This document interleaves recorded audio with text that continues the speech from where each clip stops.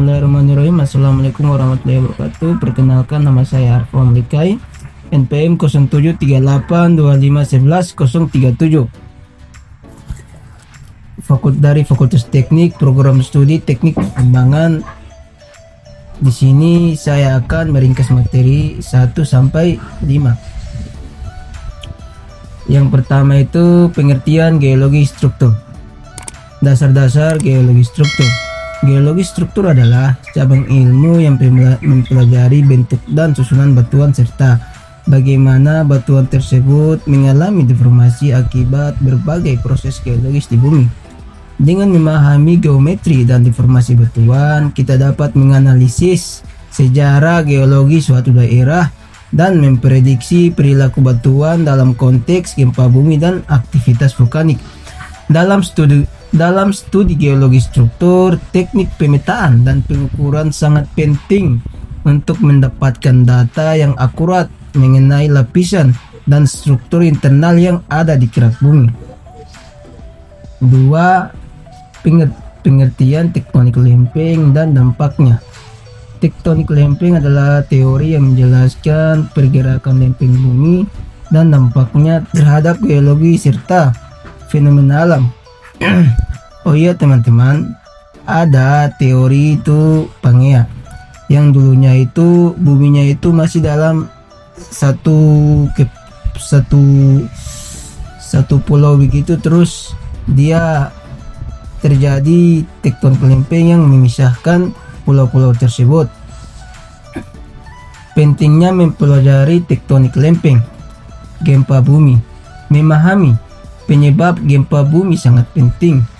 Yang kedua, gunung api. Mempelajari aktivitas vulkanik dapat menyelamatkan nyawa manusia di muka bumi. Pembentukan pegunungan. Proses geologi membentuk pegunungan memukau banyak orang. Terus yang ketiga, kegiatan lapangan. Dalam studi geologi struktur, beberapa alat penting digunakan untuk mengumpulkan data dan melakukan analisis. Alat yang pertama itu palu geologi. Palu geologi itu fungsinya untuk mengambil sampel batuan dan mengamati tekstur secara langsung.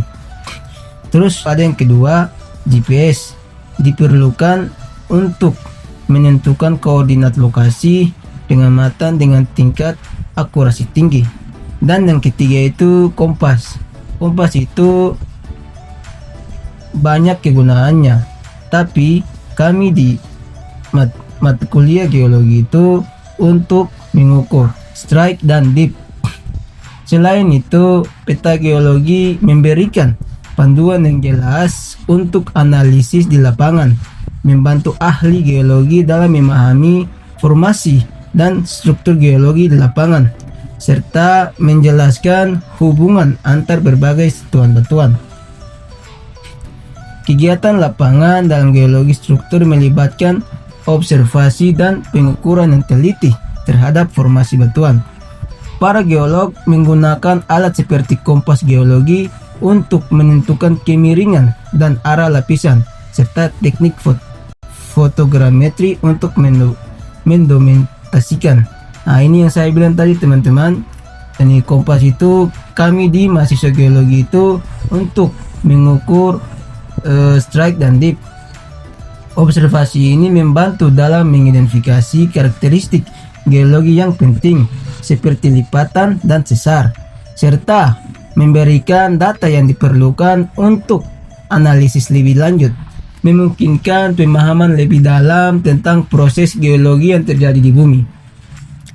Yang ketiga itu stratigrafi, studi lapisan batuan. Definisi stratigrafi. Stratigrafi adalah ilmu yang mempelajari susunan dan urutan lapisan batuan serta sejarah pembentukannya.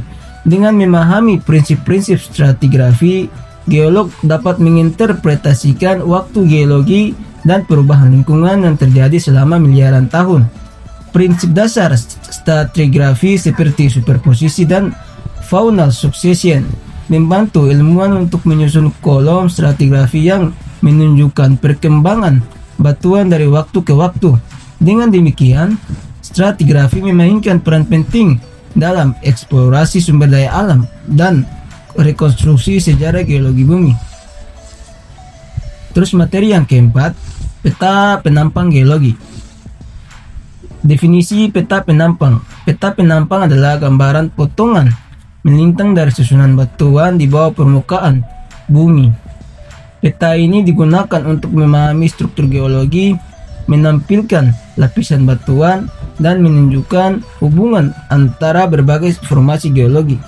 Dengan menggunakan data dari pengukuran lapangan dan analisis peta geologi, peta penampang memungkinkan geologi untuk menginterpretasi struktur kompleks seperti lipatan dan sesar, serta memahami sejarah geologi suatu area secara mendalam.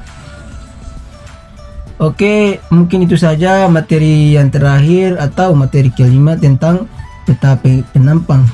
Mungkin itu saja yang bisa saya sampaikan, kurang dan lebih saya mohon maaf.